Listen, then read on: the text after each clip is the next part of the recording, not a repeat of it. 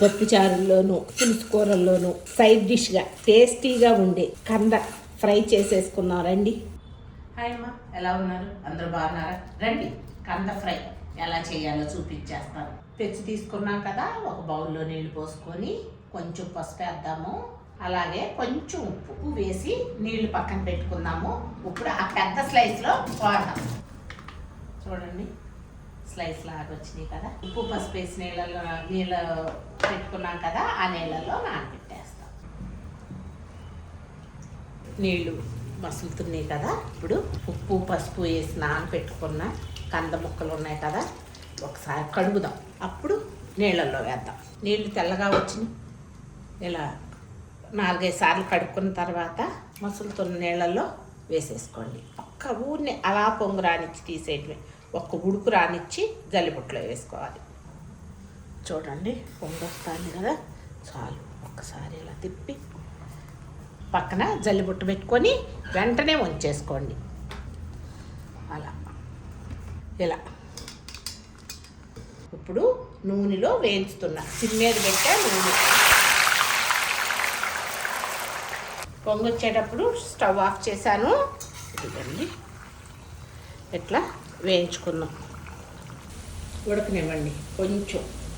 అన్నం పప్పుచారులోకి పులుసు కూరల్లోకి మామూలుగా ఏదైనా సాయంత్రం ఈవినింగ్ స్నాక్స్ గాను చాలా బాగుంటుంది. ఇలా వేగుతున్నప్పుడు తీసేసుకున్నాం.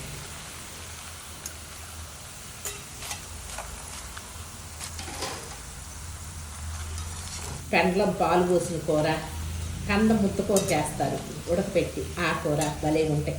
చూపిస్తాం ఒకసారి. నూనె ఏమి లాగదమ్మా, కాకపోతే ఎక్కువ నూనెలో వేయించితే టేస్ట్ బాగుంటుందని ఎక్కువ నూనె వేసాను. మీకు కావాలంటే తక్కువ నూనెలో కూడా వేయించుకోవచ్చు. స్టవ్ ఆఫ్ చేస్తున్నా.